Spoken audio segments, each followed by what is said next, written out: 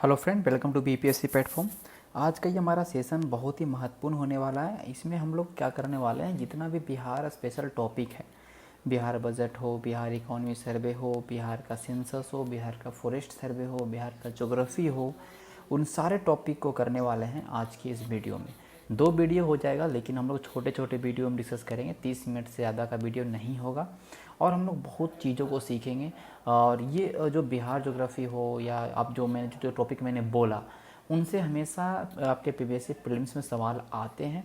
तो ये दोनों वीडियो देखने के बाद कम से कम 10 से 15 नंबर्स का आपको 10 से 15 मार्क्स इजली रूप से आप लोग अचीव कर पाएंगे।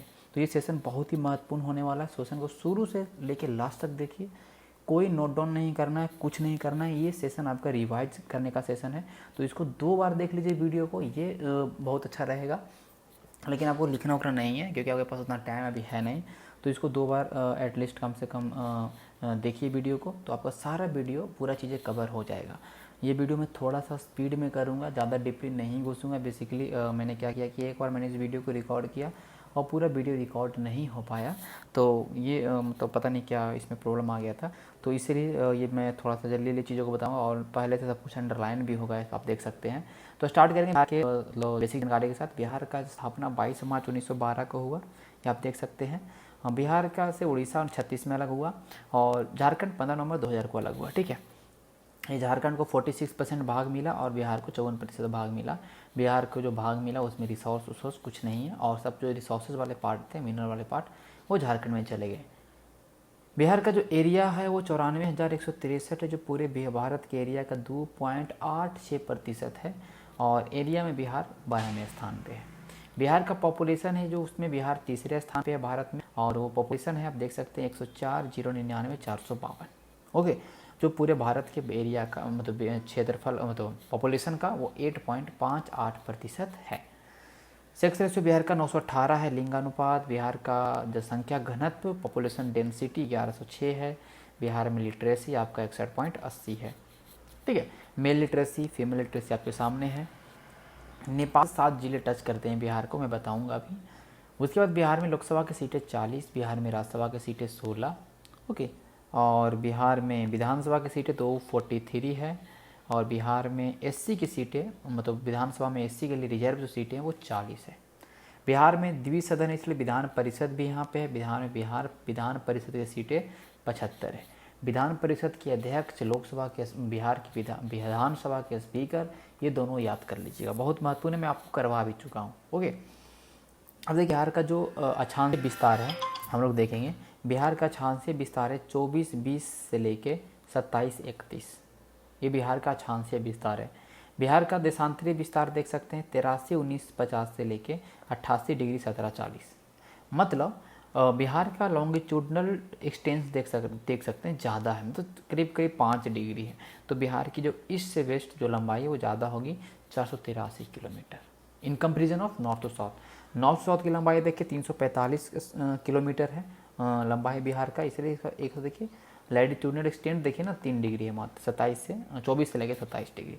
तो ये याद रखने हैं। बिहार में जिला पुलिस की संख्या कितना है, 43 पुलिस जिला है बिहार में। ठीक है, जिसमें 39 सिविल पुलिस जिला है और 4 रेलवे पुलिस जिला है, ये याद रखना है। 38 जिला तो है ही, लेकिन पुलिस जिला बोलेगा तो 43 हो जाएगा। ठीक है, अब देखिए उत्तर प्रदेश 8 जिले, नेपाल से 7 जिले, झारखंड से 8 जिले, बंगाल से 3 जिले। अब उसमें पश्चिमी चंपारण है जो नेपाल और उत्तर प्रदेश से टच करता है। पश्चिमी चंपारण नेपाल के साथ सबसे लंबी सीमा साझा करने वाला राज्य कोई है तो वो है आपका, देख सकते हैं, पश्चिमी चंपारण। ओके, उसके बाद कटिहार किशनगंज देखिए, ये आपका बंगाल से भी टच कर रहा है इधर, और इधर आपका नेपाल से भी टच कर रहा है। किशनगंज में सबसे ज़्यादा बारिश होता है, ये आपको याद होना चाहिए।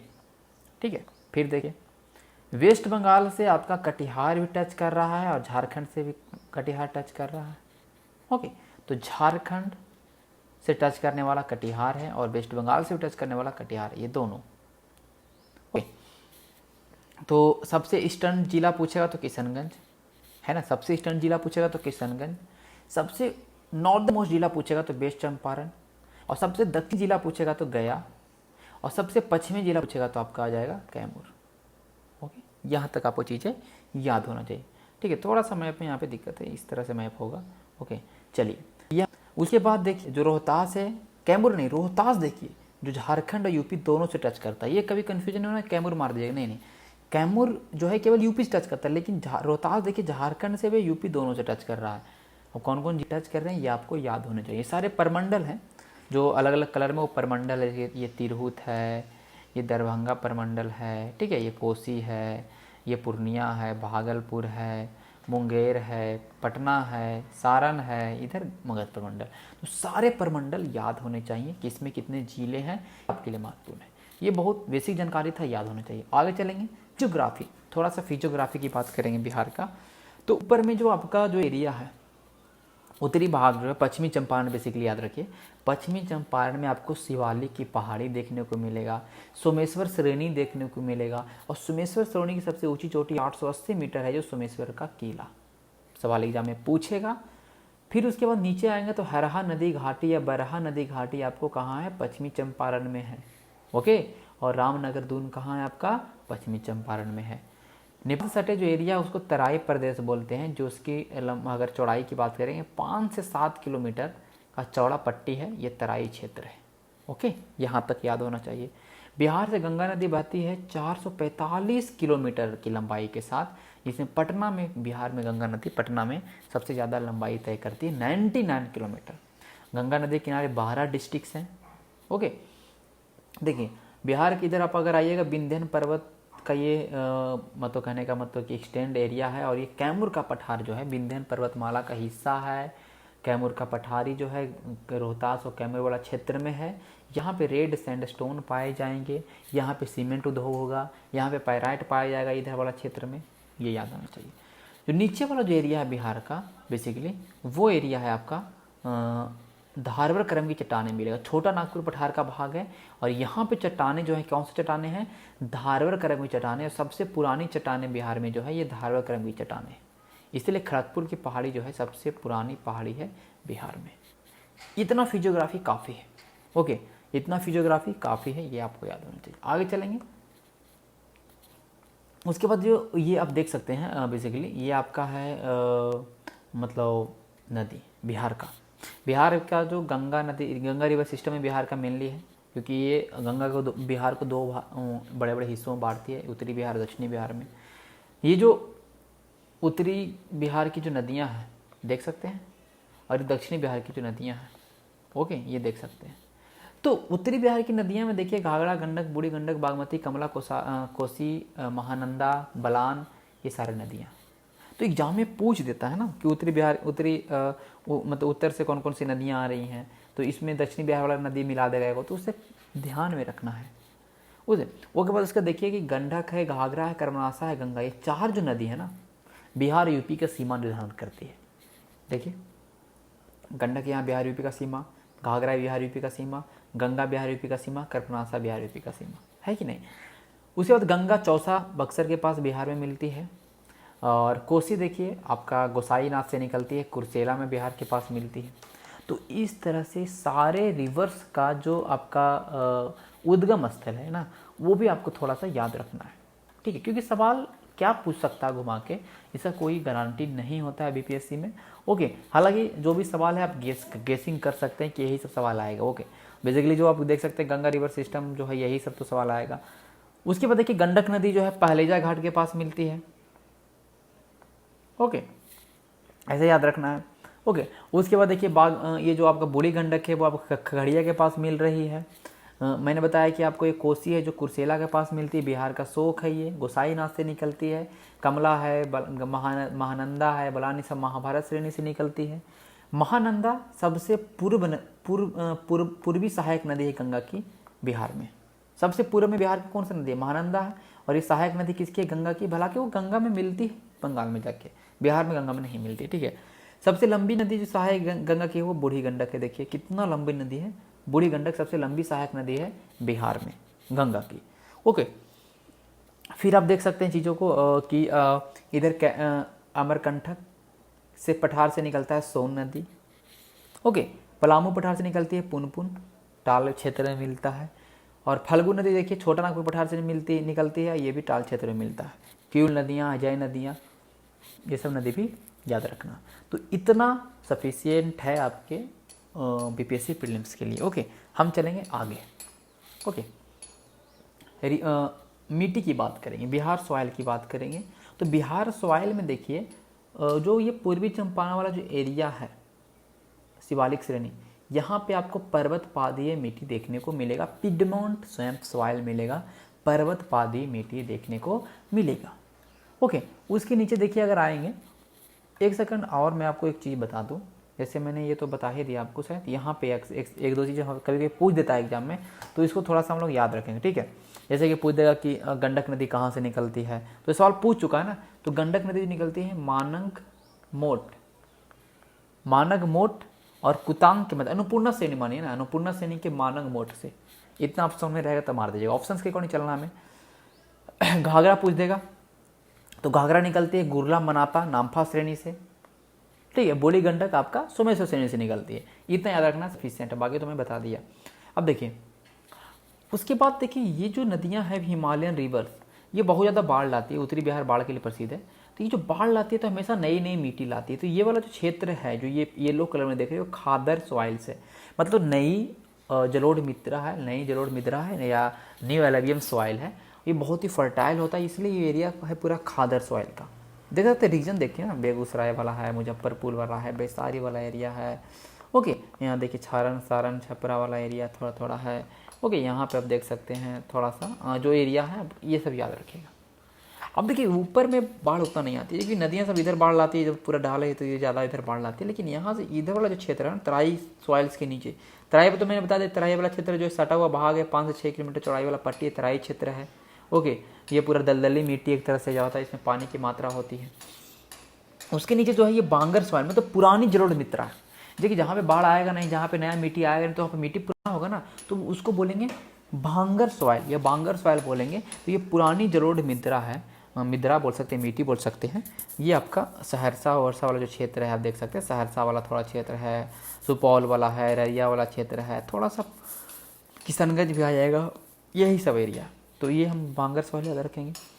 ये गोपालगंज और सारंग वाला जो क्षेत्र है, सिवान वाला, यहाँ पे बलसुंदरी सॉइल मिलता है। ये भी पुरानी मिट्टी है, लेकिन बलसुंदरी बोलते हैं यहाँ पे। उसी तरह से देखिए गंगा नदी से अगर सटे हुए देखेंगे तो 8 से 10 किलोमीटर चौड़ी पट्टी जो है, पिंक कलर दिख रहा है, ये सॉइल है टाल सॉइल। कौन सी मिट्टी है? टाल मिट्टी। अब जो टाल मिट्टी है बेसिकली ध्यान रखिएगा, ये 8 से 10 किलोमीटर की चौड़ी पट्टी, ये याद रखना, ठीक है, टाल मिट्टी। अब देखिए आपको क्या क्या चीज़ें याद रखना मैं आपको इसमें बता दूं कि ये ताल मिट्टी में आपको रबी फसल होगा, दलहन होगा।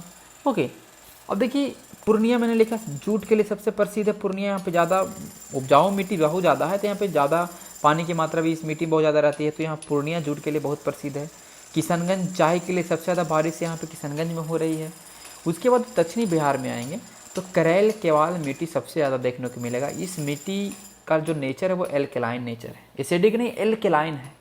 और इस मिट्टी में वाटर होल्डिंग कैपेसिटी बहुत ज़्यादा है, जल को रखने की जो क्षमता है, होल्ड करने की क्षमता जो है इस मिट्टी का बहुत ज़्यादा है। तो बहुत ज़्यादा जब इसका वाटर होल्डिंग कैपेसिटी है, ओके, तो ध्यान में रखिएगा इसका कि एक सेकेंड, हाँ, तो वाटर होल्डिंग कैपेसिटी इसका ज़्यादा है। तो ये जो आपका जो है, इसमें अगर थोड़ा सा पानी इस मिट्टी को मिल जाए तो बहुत ज़बरदस्त तरीके से इसमें कहीं ना कहीं उपज होगा। ओके, ये आपको ध्यान में होना चाहिए। उसके बाद देखिए जो नीचे वाला जो ये क्षेत्र है, ठीक है, ये है red yellow soil. Red yellow soil है ये जो देखिए नवादा जमुई वाला क्षेत्र जो है, ये जो छोटा नागपुर सटा हुआ जो एरिया वो रेड येलो सॉइल है। लाल पीली मिट्टी, बलथर मिट्टी बोल सकते हैं। यहाँ पे आपको दाल ज़्यादा होगा। ओके, फिर देखिए जो विंध्याचल वाला श्रेणी है, यहाँ पे रेड सैंडी सॉइल है, यहाँ पे बाजरा होगा, ज्वार होगा। तो ये सारे मिट्टी इतना से ज़्यादा नहीं पूछेगा एग्जाम में, ये ध्यान में होना चाहिए। कौन से किस क्षेत्र में है ये आपको ध्यान में रखना है, ज़्यादा चीज़ें आपको नहीं करना है। ओके, थोड़ा सा बैकग्राउंड नॉइज आ रहा होगा, उसको इग्नोर करिएगा। यहाँ पे कंस्ट्रक्शन का काम चल रहा है तो अभी इसलिए यहाँ पे इतना ज़्यादा आवाज़ आ रहा है। अब देखिए जियोलॉजी देखेंगे बिहार का, अगर भूगर्भी देखेंगे बिहार का, तो इसमें सबसे ज़्यादा जो बिहार में जो रॉक सिस्टम है पूरे बिहार के लगभग 80% एरिया में, वो है क्वाटरनरी रॉक्स, चतुर्थ कल्प कर्व की चट्टानें। चतुर्थ कल्प की चट्टानें बिहार में सबसे ज़्यादा है, पूरे नॉर्थ बिहार और साउथ बिहार के मैदानी भाग में। तो क्वाटरनरी रॉक से बना है। किस में से बना है? सबसे नया क्वाटरनरी रॉक चतुर्थ कल्प की। अब बिहार जो नेपाल, आपका मतलब नेपाल नहीं कह सकते, मतलब जो आपका हिमालय से सटा जो शिवालिक श्रेणी है, यहाँ पे चट्टान जो है ये तृतीय कर्म की चट्टानें। किसके? तृतीय कर्म की चट्टानें, टर्शियरी रॉक्स है। और जो ये देखिए नीचे जो छोटा नागपुर पठार से सटा वाला एरिया, ये पूरा धारवर कर्म की चट्टानें हैं। सबसे पुरानी चट्टानें बोल सकते हैं, सबसे पुराना एरिया बोल सकते हैं, इसलिए खड़गपुर सबसे पुराना, खड़गपुर की पहाड़ी सबसे पुराना है मुंगेर में। ये जो एरिया है, ये एरिया आपका है भभुआ, हाँ कैमूर और रोहतास वाला, ये विंध्याचल पर्वत का एरिया है, इसलिए हमें विंध्यन क्रम की चट्टानें आपको देखने को मिलेगी। रेड सैंडस्टोन, सीमेंट, ये सब यहाँ पे ज़्यादा उत्पादन होता है, तो रेड सैंडस्टोन यहाँ पे आपको देखने को मिलेगा। इतना याद रखें, काफ़ी सफिशियंट है। पूछ देगा कि धारवा क्रम चट्टानें कहाँ से कहाँ फैला है, तो गया, नवादा, जमुई वाला एरिया में। पूछ देगा कि आपको टर्शियरी क्रम चट्टानें कहाँ, पश्चिमी चंपारण। पूछ देगा आपको विंध्यन क्रम की चट्टानें कहाँ है, तो कैमूर रोहतास वाला एरिया। और ये पूछ देगा तो भाई तो बहुत पूरा है। उसके बाद आएंगे एग्रो क्लाइमेटिक जोन, कृषि जलवायु जो आपका वर्गीकरण किया गया कृषि जलवायु क्षेत्र में, वो अगर हम देखेंगे सबसे ज़्यादा जिले आपके जो आते हैं एग्रो क्लाइमेटिक जोन, एक देखिए 3 एग्रो क्लाइमेटिक जोन में बांटा गया है बिहार को, 1, 2 और 3 का, ये 3 का भी अलग है, ठीक है। तो सबसे ज़्यादा जिले जो हैं एग्रो क्लाइमेटिक जोन 1 में है। कितना जिला है इसमें? 13 जिला। मतलब ये जो नॉर्थ वेस्टर्न जोन है, नॉर्थ वेस्टर्न जोन जो है एग्रो क्लाइमेटिक जोन का, नॉर्थ वेस्टर्न कभी कभी दिशा पर देता है नॉर्थ वेस्टर्न पे, तो नॉर्थ वेस्टर्न जोन जो है एग्रो क्लाइमेटिक जोन का, इसमें सबसे ज़्यादा जिले हैं। उसके बाद सबसे ज़्यादा जिला जो है सेकेंड नंबर पे वो आएगा 11 जिले, ये आपका आएगा साउथ वेस्टर्न जोन में। उसी तरह से नॉर्थ ईस्ट में देखिए आपका जो जिले की संख्या वो 8 है, फिर यहाँ पे साउथ ईस्ट में आपके जिले की संख्या जो है वो आपकी 6 है। तो इस तरह से सारे जिले कितने क्लाइमेटिक जोन में बटा है, किसमें ज़्यादा जिले हैं, ये याद में होना चाहिए और बाकी कुछ नहीं करना है, ठीक है। तो इतना सफिशिएंट है। उसके बाद बिहार का जो क्लाइमेट है वो आर्द्र है और सब ट्रॉपिकल, मतलब उपोष्ण आर्द्र जलवायु है। कहीं कहीं आप कॉन्टिनेंटल क्लाइमेट भी देखते होंगे, तो कॉन्टिनेंटल क्लाइमेट भी है बिहार में, ठीक है। कॉन्टिनेंटल क्लाइमेट भी बिहार में है, मैं पढ़ा चुका हूँ। कोपेन के क्लासिफिकेशन के अकॉर्डिंग बिहार में जलवायु जो है वो CWA या CWG कहीं के देता है, लेकिन CWA हमारा उत्तर होगा, दोनों याद रखेंगे। CWG या CWA कोपेन क्लाइमेट के अकॉर्डिंग जो जलवायु को वर्गीकरण किया गया, ये C का मतलब होता है वार्म टेम्परेट, W का मतलब जो विंटर होता है वो शुष्क होता है, ड्राई होता है, A का मतलब होता है कि यहाँ की गर्मी जो होती है वो हॉट होती है। सही बात है, हॉट होता भी है हमारे बिहार का। तो ये CWA क्लाइमेट बिहार का एरिया, मतलब बिहार का क्लाइमेट को बांटा गया है कोपेन के अकॉर्डिंग। अब देखिए ये कुछ आप देख सकते हैं कि आपके सामने जो है ये आपका बेसिकली जो है मतलब कुंड है। मुंगेर में सीता कुंड है, रामेश्वर कुंड, लक्ष्मण कुंड, भीम कुंड, गोमुख कुंड। राजगीर में सप्तधारा ब्रह्म है, सूर्य नानक, मखदूम कुंड। ये सारे कुंड राजगीर में, सारे कुंड मुंगेर में। एग्जाम में याद रखिएगा, मिलाने के लिए आता है ना, दे देगा कि सप्तधारा मुंगेर में, तो सप्तधारा मुंगेर में नहीं, राजगीर में। राजगीर देखिए सीता है, राम है, लक्ष्मण है, ऋषि है, भीम है, गोमुख है, ये सब नाम है। देखिए राजगीर तो मुंगेर में देखिए, मुंगेर में सब नाम है, सीता, राम, लक्ष्मण, ऋषि, भीम, एक गोमुख अलग से। राजगीर में देखिए नाम नहीं है, राजगीर में देखिए क्या क्या है, सप्त है, ब्रह्म है, सूर्य है, नानक है, मखदूम है। तो ऐसे याद रखना है, ठीक है, तो कभी गलती नहीं होगा। अब देखिए सारे वाइल्ड लाइफ पार्क, पश्चिमी चंपारण में वाल्मीकि टाइगर रिजर्व इकलौता टाइगर रिजर्व, या कह सकते हैं इकलौता नेशनल पार्क है Valmiki national park. Udaipur wild life sanctuary कहाँ है? पश्चिमी चंपारण में है। बरेला झील या सलीम अली झील की बात करेंगे तो ये जो आपका है ये कहाँ है? आपका वैशाली जिला में। कुशेश्वर स्थान दरभंगा, सिमरी बख्तियारपुर आपका सहरसा, कांवर लेक आपका कहाँ पे है? तो बेगूसराय में है। विक्रमशिला गंगेटिक तो आपका ये भागलपुर में है। गोगाबिल कटिहार में। भीमबाद आपका तो आपका भीमबाद आपका कहाँ? मुंगेर में है। कांवर झील तो मैंने बताया कि बेगूसराय में है। ओके, उसके बाद देखिए नागिनक्टी डैम, नागिनक्टी डैम देख लीजिए आप, जमुई में है। रजौली नवादा में, गौतम बुद्धा गया में। घोड़ा कटोरा बोल दे या पंत वाइल्ड लाइफ सेंचुरी बोल दे तो ये आपका नालंदा में आएगा। संजय गांधी पटना में। मोचालिंडा झील आपका बोधगया में। दुर्गा, देखिए आपको जलप्रपात, दुर्गावती जलप्रपात है, धुआं कुंड जलप्रपात है, शुक्लाधारी, ये सब रोहतास में जलप्रपात है। तेलहर जलप्रपात है, काराकट जलप्रपात है, ये सब कैमूर में है। अनुपम झील कैमूर में, Kaimur wild life sanctuary Kaimur में। एक जलप्रपात का कोलत आता है, वो भी नवादा में है, ये भी ध्यान में रखना है। तो इस तरह से चीज़ें याद रखेंगे तो सब कुछ याद होगा, ठीक है। जितने भी झील हैं, जितने वाइल्ड लाइफ सेंचुरी हैं, सब मैं आपको रिवाइज करवा दे रहा हूँ, कहीं से भी सवाल छूटना नहीं चाहिए। ओके, अब देखिए कौन सा मिनरल्स के लिए कुछ ऐसा क्षेत्र जो किसी चीज़ के लिए प्रसिद्ध है तो उसको भी देखेंगे। जैसे देखिए लाइमस्टोन के लिए प्रसिद्ध है कैमूर, लाइमस्टोन के लिए प्रसिद्ध है आपका रोहतास। मैं बता चुका हूँ बार बार कि रेड सैंडस्टोन हो, लाइमस्टोन हो, सीमेंट हो, पायराइट हो, बॉक्साइट हो, ये सब के लिए प्रसिद्ध है आपका है कैमूर और रोहतास वाला। अमझोर में पायराइट का एक फैक्ट्री है, बहुत प्रसिद्ध, सवाल पूछ चुका है, ठीक है। डालमिया नगर रोहतास का फेमस सीमेंट के लिए, बंजारी भी फेमस है सीमेंट के लिए, ठीक है। बंजारी सीमेंट के लिए, डालमिया नगर सीमेंट के लिए, अमझोर पायराइट के लिए प्रसिद्ध है। बिहार पूरे भारत का लगभग 90% पायराइट का उत्पादन बिहार करता है, ठीक है, ये आपको याद होना चाहिए। उसके बाद देखिए आप कि बॉक्साइट है, माइका है, ये सब के लिए प्रसिद्ध कौन है आपका है, यूरेनियम है। कौन सा प्रसिद्ध आपका है, इसके लिए यूरेनियम प्रसिद्ध है, ठीक है। बॉक्साइट के लिए, माइका के लिए प्रसिद्ध आपका है वो यूरेनियम, मतलब आपका गया प्रसिद्ध है, गया, ठीक है। बॉक्साइट है, माइका, यूरेनियम, इसके लिए प्रसिद्ध कौन है, गया है। ओके, उसके बाद माइका आपको नवादा में मिलेगा देखने के लिए। देखिए भारत वैगन इंजीनियरिंग लिमिटेड, ये Mokama, Patna Mokama, Bharat wagon engineering limited कहाँ पे, बोगी बनता है रेल का, ये कहाँ बनता है, मोकामा। इंजन कहाँ बनेगा इलेक्ट्रिक, ये बनेगा मधेपुरा में। हाजीपुर में क्या है, प्लाईवुड, हाजीपुर में क्या है भैया, प्लाईवुड है। जूट के लिए आपका पूर्णिया, चाय के लिए आपका किशनगंज, सिल्क के लिए आपका भागलपुर, भागलपुर में कछुआ पूर्णवास केंद्र भी बना है। गोल्ड के लिए आपका जमुई, और खड़गपुर वाला जो क्षेत्र है मुंगेर का, वो क्वार्ट जो वहाँ मिलता है, एस्बेस्टोस मिलता है, मैंगनीज, ये सब सारा ये चीज़ मिलता है मुंगेर में। तो ये ऐसे करके चीज़ों को याद रखेंगे, सारा चीज़ याद रहेगा, ज़्यादा डीपली नहीं जाना है, सब चीज़ कवर होगा, ठीक है।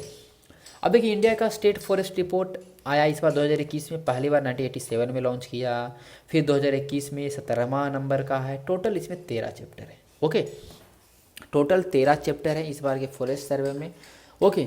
और ये पेश किया जाता है, पब्लिश किया जाता है फॉरेस्ट सर्वे ऑफ इंडिया के द्वारा, जो कि देहरादून में इसका हेडक्वार्टर है, ओके।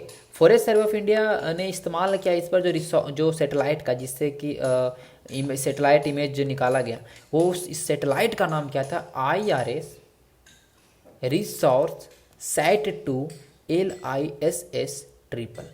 तो ये ऑप्शन में 3 की जगह 2 दे देगा, यहाँ पे 2 की जगह 3 दे देगा, तो ये पहले 2 फिर 3, और IRS LISS ऐसे करके याद रखेंगे तो याद हो जाएगा। फॉरेस्ट सर्वे में देखिए सबसे ज़्यादा अगर एरिया, मतलब एरिया वो नहीं बात करेंगे, फॉरेस्ट सर्वे में देखेंगे कि कितना परसेंट, भारत का 24.62% हिस्सा जो है फॉरेस्ट और ट्री कवर से बिहार मतलब घिरा हुआ, ओके। अगर केवल फॉरेस्ट कवर की बात करेंगे तो 789 स्क्वायर किलोमीटर, 21.71% जो हिस्सा है भारत का वो फॉरेस्ट कवर से है, 2.91% हिस्सा जो है ट्री कवर से, दोनों मिला के 24.62, ये याद रखना। वही बिहार की बात करेंगे तो 7.84 फॉरेस्ट कवर है, 2.48 आपका ट्री कवर है, और टोटल 10.32 पूरे बिहार के क्षेत्रफल का 10% भाग जो है आपका जंगल से घिरा हुआ है, ठीक है, मतलब वन आवरण है, ठीक है। जिसमें फॉरेस्ट कवर 73-80 है और ट्री कवर 23-41 है, ठीक है। ये दोनों याद रहेगा तो ये ऑटोमेटिक निकल जाएगा, 97-22, ओके। उसके बाद देखिए अगर हम बात करेंगे सबसे ज़्यादा वन कहाँ है बिहार में, कैमूर में, फिर चंपारण, पश्चिम चंपारण, फिर रोहतास में। सबसे ज़्यादा वन कैमूर में है, और सबसे कम वन शेखपुरा में है, फिर अरवल, जहानाबाद। सबसे ज़्यादा वन प्रतिशत में भी कैमूर है और जमुई है, और सबसे कम वन प्रतिशत में भी शेखपुरा है और बक्सर सिवान है। सबसे ज़्यादा वन कहाँ बढ़ा है, बांका में। सबसे ज़्यादा वन कहाँ बढ़ा है, बांका में बढ़ा है, और सबसे कम वन कहाँ बढ़ा है, कैमूर में। बिहार में 1 नेशनल पार्क और 12 वाइल्ड लाइफ सेंचुरी हैं, ये ध्यान में रखिएगा। फिर उसके बाद सब देखिए मैंग्रोव कवर में जो कंट्री का, हमारा पूरे देश की बात कर रहे हैं हम लोग, सबसे ज़्यादा वन जो बढ़ा है हमारे भारत में वो आंध्र प्रदेश और तेलंगाना में बढ़ा। सबसे ज़्यादा वन बढ़ा है, हम ये नहीं कह सबसे ज़्यादा वन है, तो सबसे ज़्यादा वन कहाँ बढ़ा? आंध्र प्रदेश, तेलंगाना, उड़ीसा में। ओके, टोटल जो कार्बन स्टॉक है भारत में वो देखिए कितना है, 7204 मिलियन टन। इस बार 79.4 मिलियन टन बढ़ा है 2 सालों में।